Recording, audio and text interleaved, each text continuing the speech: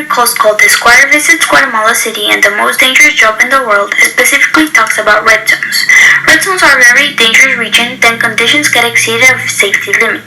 Many people are afraid to go outside because they are scared of being killed by gangs, murderers, or drug traffickers called narcos.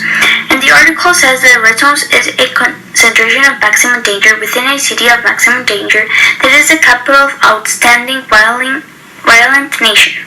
Not only red zones are dangerous, they are scary to live inside and close of them. Some people don't even go outside because they have two options: die or survive by yourself. The two articles help us understand what it's like being inside a red zone. Almost all people who live in red zones are presented to situations of extortion and abuse. According to the article, there in the crowded office, the phone lit up. A man's voice came online. It was calm, almost pleasant. "You're going to pay us taxes now," the voice said. 8,000 catales a week, about $1,000. If you don't, we're going to start killing your bus drivers. This affects many people living in red zones because they have to be very conscious of their surroundings and they have to try to survive the dangerous people that are being paid to kill. In the article, children between ages 11 and 15 are paid to transport small packages between distribution points. The author includes this sentence in the article because he wants to explain that young children are being paid to sell drugs because their families are extremely poor and the kids have to do something else to sustain their family. San Gaspar Escuela, Padre José lemus is working on helping the kids that need school support. San Gaspar is a public school that wants to give a decent education to their students. There also are gathering families that are struggling on paying the school, with the fact they're passing through extreme poverty, abuse, and violence. San Gaspar Escuela is also working on helping Guatemala grow a united country, giving their students the education they deserve. San Gaspar is also there to support the kids and leading them to the good path, and reminding them that they should not do what many bad people are doing. San Gaspar is a place where students learn. Inside the school, the boys and girls have the opportunity to become a great people with big businesses, etc. San Gaspar Escuela Padre José lemus is trying to improve the situation of poverty in red zones. This problem is huge in Guatemala. A red zone is a dangerous area where gangs and people who extort live, and of course have control of the whole area. Why is San Gaspar important? When children do not have the education they deserve and they become adolescents, they look for a way to survive, and they join narcos, thieves, and more. That is why San Gaspar gives education to their children to prevent them from falling into the wrong path.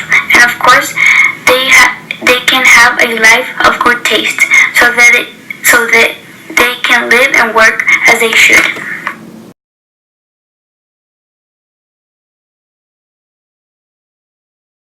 Our lives are very different from people who are living in very dangerous areas that are now called red zones. In our communities, we are not threatened to participate to kill people to have enough money to pay and support their families. Also, our families take extreme measures to protect us from violence. Another difference between red zones and green zones is that the police do not even do their work. Their work is keeping the people safe from bad situations. The police do not even bother going inside the red zones because the police don't dare to risk their life to be killed by unpleasant people like mareros and narcos.